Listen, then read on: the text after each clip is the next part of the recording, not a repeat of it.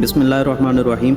ए नबी सल्लल्लाहु अलैहि वसल्लम, मेरे बंदे जब मेरे बारे में सवाल करें, आपसे पूछें, तो उनको कह दीजिए कि मैं बिल्कुल करीब हूँ, और जब पुकारने वाला मुझे पुकारता है तो मैं उसकी पुकार का जवाब देता हूँ।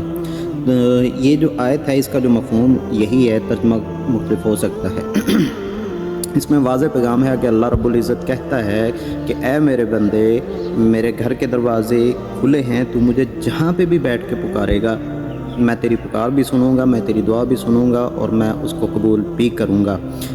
दुआ मांग के कभी भी मायूस नहीं होना है, अल्लाह ताला से दुआ करें। अल्लाह रब्बुल इज़्ज़त आपकी दुआ यकीनन ज़रूर कबूल फरमाएगा। हालात मुख्तलिफ हो सकते हैं, देर सवेर हो सकती है, लेकिन अल्लाह रब्बुल इज़्ज़त कहता है कि मुझे पुकारने के लिए, मेरे पास आने के लिए ये शोर करना ज़रूरी नहीं है कि आप किसी मुर्दे की कब्र पे जाएं, आप किसी मरे हुए शख्स को या किसी माफ़ौकुल फ़ितरत आदमी को ढूंढें। आप सिर्फ़ और सिर्फ डायरेक्ट अल्लाह के साथ रब्ता करें। ये अल्लाह कह रहा है कि डायरेक्ट हो जाएं मेरे साथ। तो फिर जब डायरेक्ट होंगे तो अल्लाह ताला हमसे राज़ी भी होगा, और हम अल्लाह ताला से बहुत सी बातें मनवा भी सकते हैं।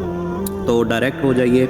जो मरे हुए लोग हैं उनके दरबारों के ऊपर, उनकी कब्रों के ऊपर जाना छोड़ दीजिए। अपने घरों के अंदर बैठिए, अपने जो लोग हैं उनको राज़ी कीजिए, अपने आसपास जो गरीब गुरबा हैं उनको राज़ी कीजिए, ताकि उनके दिलों से भी आपके लिए दुआएं निकलें। अल्लाह रब्बुल इज़्ज़त हम सब का हामी नासर हो। अस्सलामु अलैकुम।